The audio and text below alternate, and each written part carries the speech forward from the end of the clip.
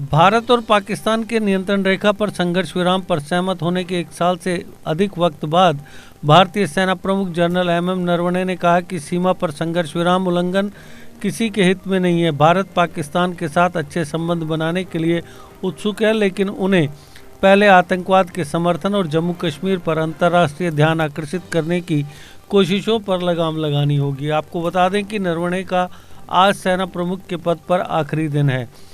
हाल ही में पाकिस्तान के सेना प्रमुख जनरल कमर जावेद बाजवा ने कहा था कि एलओसी पर स्थिति पिछले 1 साल में काफ़ी शांतिपूर्ण रही है। साथ ही उन्होंने यह भी कहा था कि कूटनीति और बातचीत के जरिए भारत के साथ कश्मीर मुद्दे का समाधान करने के लिए पाकिस्तान तैयार है। एक इंटरव्यू में जनरल नरवणे ने कहा, जब आपका पड़ोसी देश अस्थिर होता है तो यह हमें मदद नहीं करता है। हमारे पड़ोस में अस्थिरता मदद नहीं करती है। हम उनके साथ अच्छे संबंध बनाने के लिए उत्सुक हैं, लेकिन उन्हें पहले आतंकवाद के समर्थन और जम्मू कश्मीर पर अंतर्राष्ट्रीय ध्यान आकर्षित करने की कोशिशों पर लगाम लगानी होगी। भारत पाकिस्तान युद्ध विराम पर उन्होंने कहा, सीमा पर संघर्ष विराम उल्लंघन किसी के हित में नहीं है। हमारे चारों ओर शांति हमारा टारगेट है। यदि पड़ोसी स्थिर है तो एक राष्ट्र के रूप में हम स्वतः ही सुरक्षित हो जाते हैं। नियंत्रण रेखा के पास के नागरिकों को युद्ध विराम से बहुत लाभ हुआ है और उनके जीवन की गुणवत्ता में सुधार हुआ है।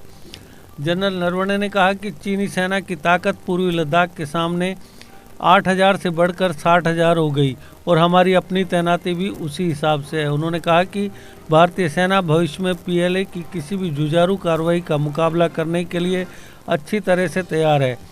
यह पूछे जाने पर कि गलवान घटना क्यों हुई, उन्होंने कहा, हम पिछले 2 वर्षों से चीन के कदम के बारे में खुद से ये सवाल पूछ रहे हैं, लेकिन था नहीं ले पाए कि गलवान घटना क्यों हुई।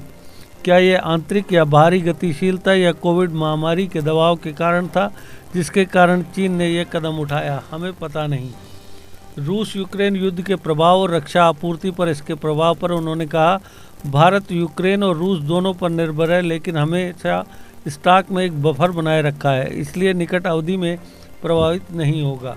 कुछ क्षेत्रों से अपसपा को हटाने पर उन्होंने कहा, कुछ क्षेत्रों से अपसपा को हटाए जाने से पहले निश्चित रूप से हमसे परामर्श किया गया था। इन क्षेत्रों में सुरक्षा की स्थिति में सुधार हुआ है, इसलिए हमें यहां से अपसपा हटाए जाने पर कोई आपत्ति नहीं है।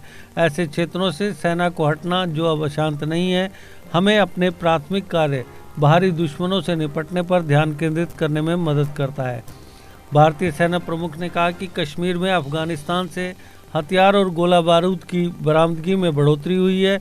निश्चित रूप से हथियारों और अन्य इक्विपमेंट्स की तादाद में बढ़ोतरी हुई है, विशेष रूप से नाइट विजन डिवाइस जिसे हम कैप्चर कर रहे हैं या खोज रहे हैं, जो कि निश्चित रूप से अफगानिस्तान से आए हैं। उन्होंने कहा कि ऐसी भी आशंकाएं थी कि तालिबान द्वारा पिछले अगस्त में अफगानिस्तान पर कब्जा करने के बाद मुजाहिदीनों को पाकिस्तान द्वारा कश्मीर में धकेल दिया जाएगा।